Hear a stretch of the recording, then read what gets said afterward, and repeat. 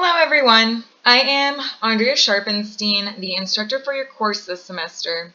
If you're here, that means you've made it to this course successfully, and that is great.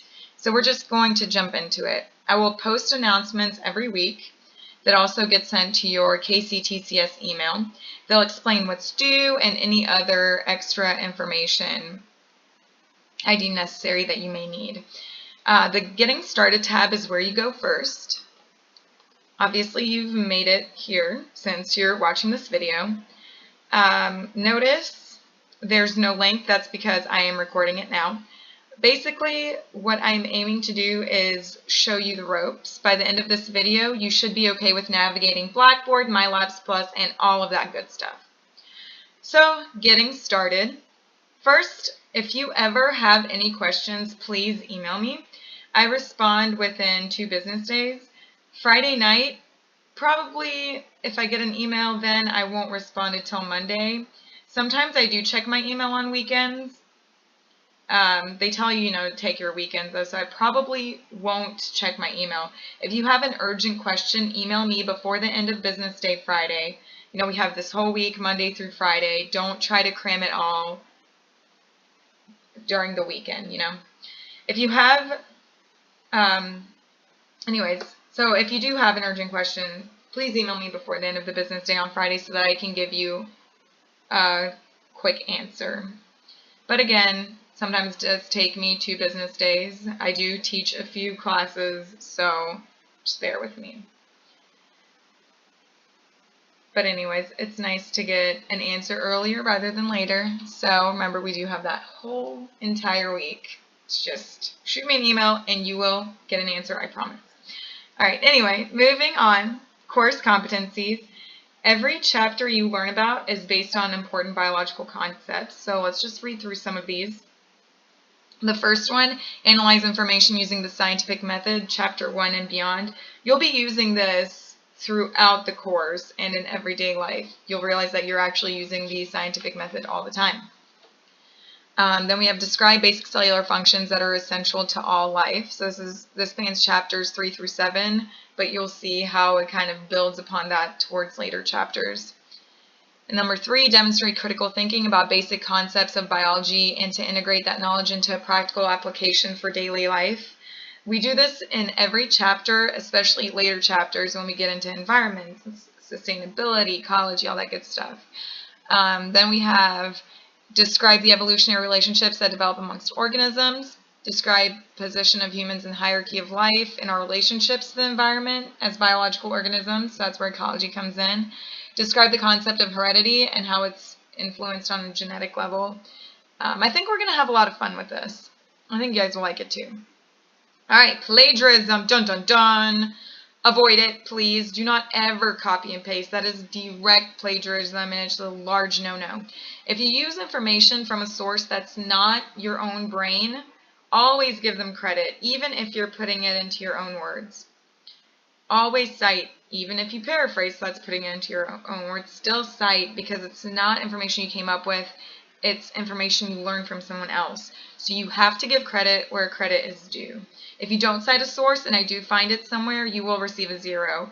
This has happened before. And I mean, this has just recently happened in one of the classes that I taught. Someone completely copied and pasted an entire assignment, and they ended up getting a 0. So do not copy and paste, and do not paraphrase without citing. So always paraphrase, and if you paraphrase, cite it, basically. Don't ever copy and paste. How you cite your sources, I don't really care. You can use APA or MLA. As long as you cite your sources, it is all good, and you will be avoiding plagiarism. So APA, MLA. Here's some helpful links. So next, let's move on to the syllabus with calendar. If you click on it, it'll open up as a Word document for you. I have a PDF up here because it's easier for screen capture recording purposes. So here's my information again with my email. Again, email me if you have any questions, if you're struggling with something, I'm pretty helpful. College contacts. Amy Hurt is the person to go through if something's going on and you need help on campus. If you haven't heard from me in like 5 weeks, then definitely Amy Hurt is the person to go through. Moving on, course structure. This is an online course. Prerequisites. We don't have any for this course, but you must have a strong sense of reading and writing to be successful, because a lot of your stuff will definitely reflect reading and writing. Required textbooks. This course has a fee applied to your tuition bill, which means you have access to MyLabs Plus and the e-text, so you have an online textbook. If you want a hard copy, you can go through our bookstore, but a hard copy is an extra expense. So here are our course competencies again that I just went over, so I'm not going to read through these again. You can. Alright, so for an online course, you have to have easy access to a computer with internet access. If you don't, then you shouldn't take this course online. It's not a good excuse for a computer not to be working, because you are taking this online course. You have a whole week to complete assignments. You need to make sure you have access to a good computer and to the internet. And you'll probably have to sign in more than once a week. So again, easy access is very important. Alright, so there is a proctored exam for this course. It's the final. It's the only exam for this course. And we have proctoring centers through all of our KCTCS campuses. Sky CTC has a few. But any and all KCTCS campuses work.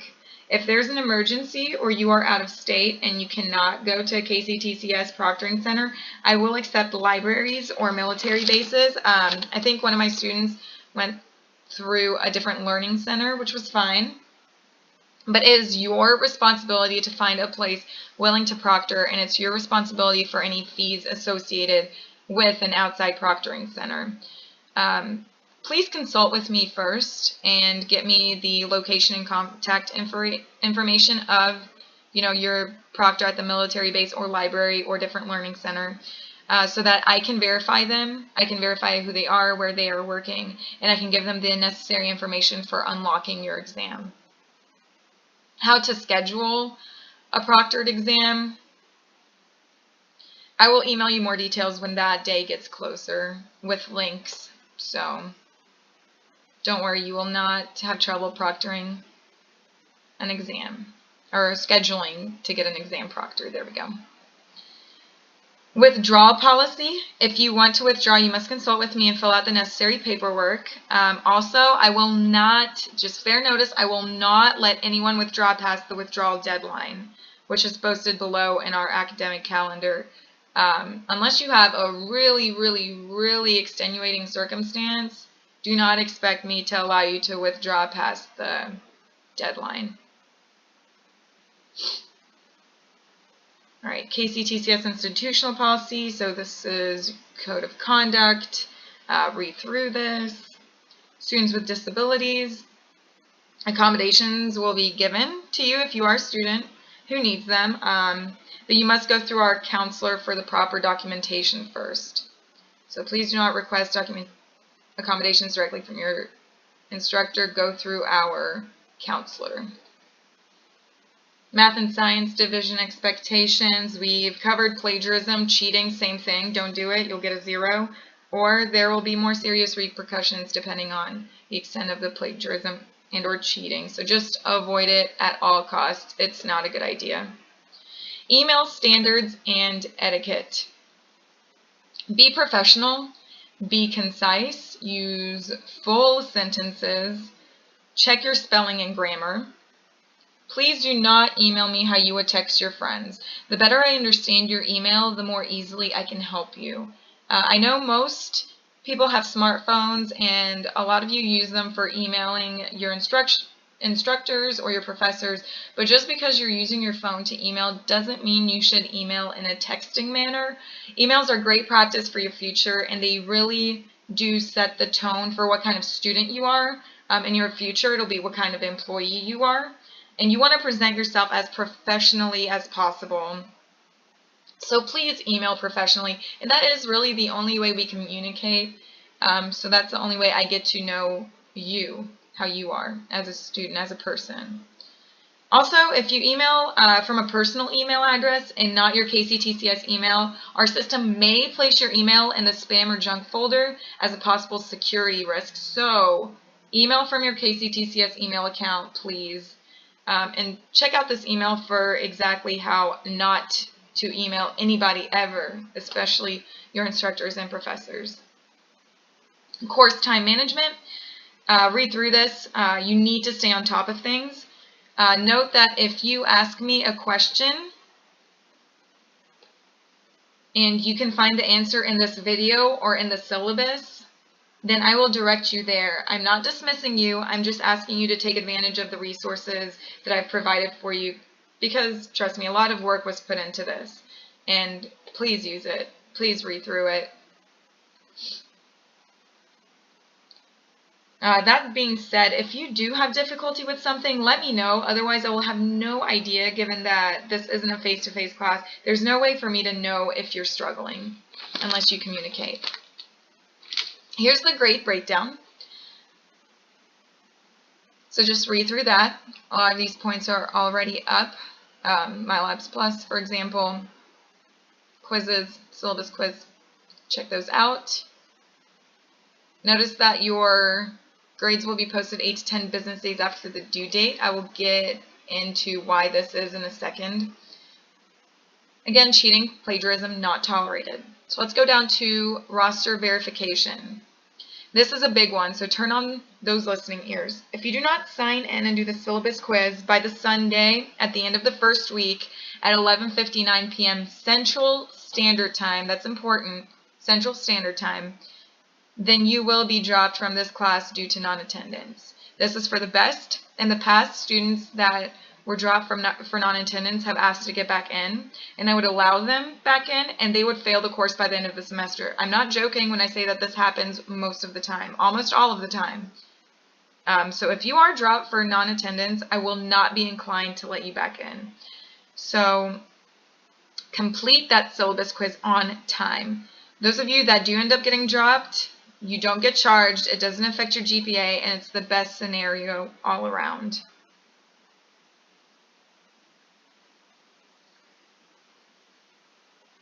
Alright, so here's some exam and assignment information. You can read through quizzes, chapter assignments, discussion boards, attendance, late work policy, which I'll get into.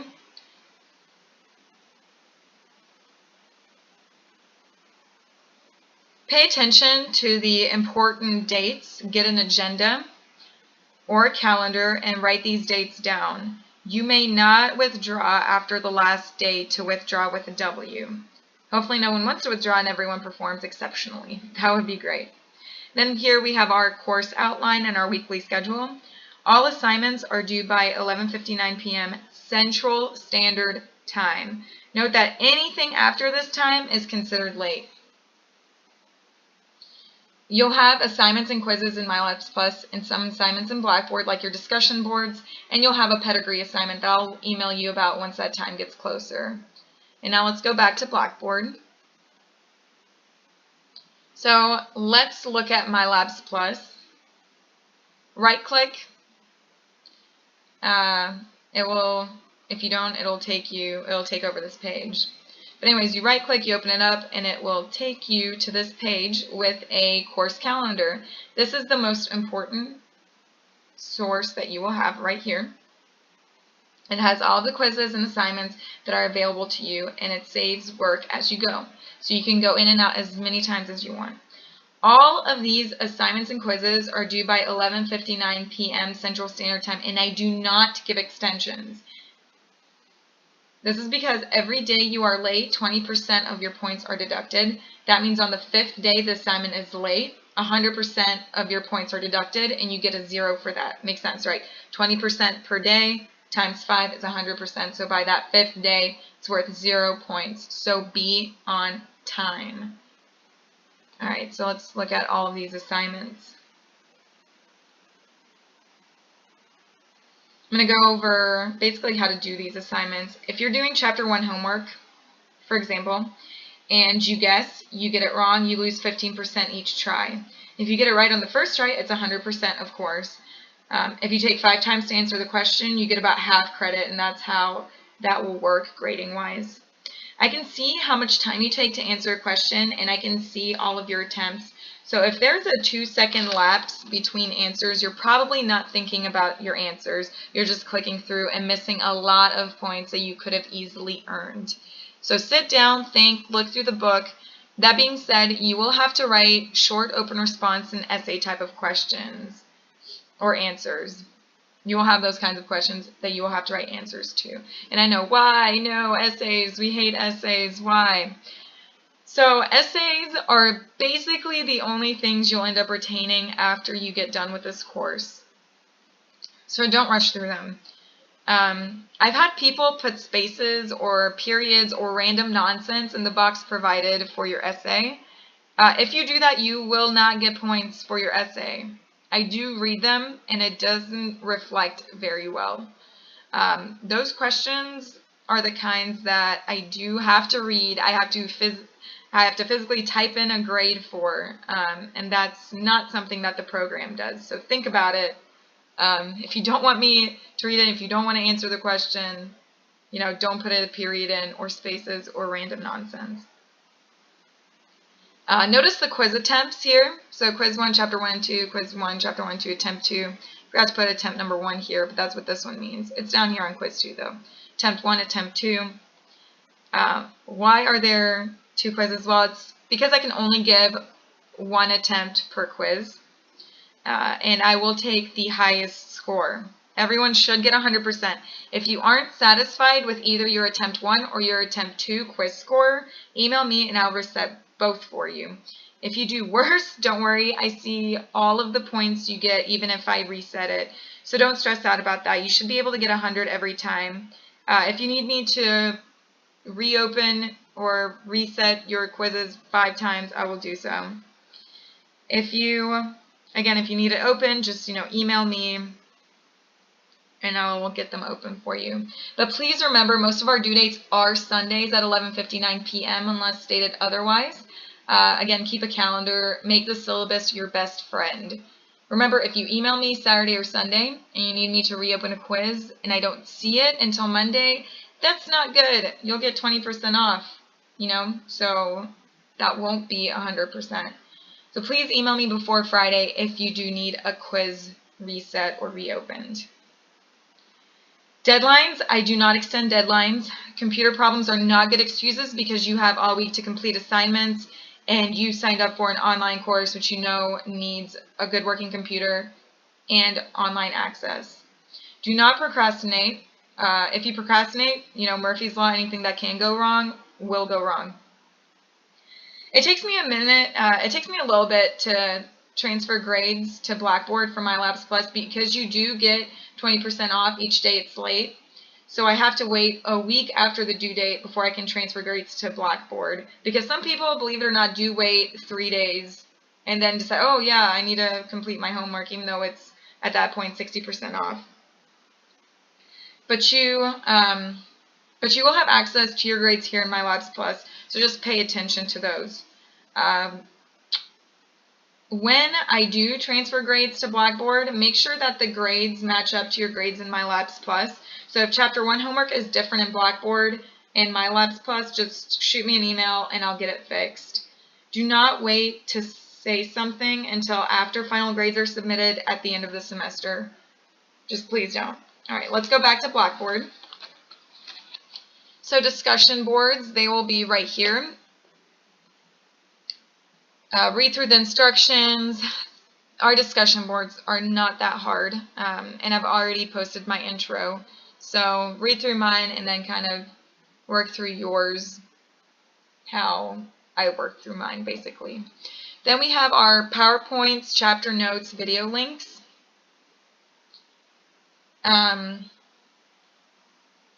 Basically, you have 3 types of resources. You have your PowerPoints that I've posted down here. You have your chapter notes, .doc, .ppt. Then you have your video lectures, which are links to YouTube that I've made. I've recorded lectures with the PowerPoints that I posted here. Watching these will save you so much time. I give examples and explanations, and a lot of students prefer that to reading on their own, and they actually save a lot of time by listening to and watching my lectures than they would if they tried to work through it by themselves.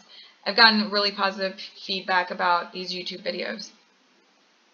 Students who work through the PowerPoint or through the chapter notes while watching the videos generally get the highest grades because they understand the material the best and they retain the most information. They also don't have to spend as much time on assignments and quizzes searching for answers because they have those notes right there in front of them. So definitely, please watch the videos. They should help you immensely. Additional resources. You have your library on campus if you need quiet time or computers.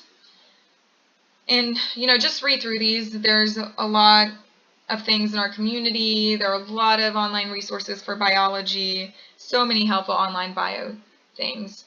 And then computer advice. I had to put this in here because so many students have emailed me, and each time I've responded with these suggestions, and each time they have worked. So if a computer glitch occurs, it's probably not Blackboard or MyLabs Plus. It's probably your computer. So an easy way to, get a program working that might not be loading is to delete your internet search history because cookies may be impeding programs from running optimally. If that doesn't work, then try using a different browser. Seriously, this works almost 100% of the time. So if something doesn't work on Google Chrome, it may work on Mozilla Firefox or Internet Explorer or Safari. Use your resources and think about those things. So yeah, this is very important, and I hope you're still watching. So if your programs are not loading, try these two. If these two things don't work, then email me. Otherwise, I'll be like, hey, did you try the computer advice tab in Blackboard? Again, I'm not dismissing you. I'm just, it really, we work hard on these, and we just want you to use all of the resources that we provide. All right, so again, don't ever be shy to email me. Here's my email information, and I think that we are going to have a great semester. So that's all, guys.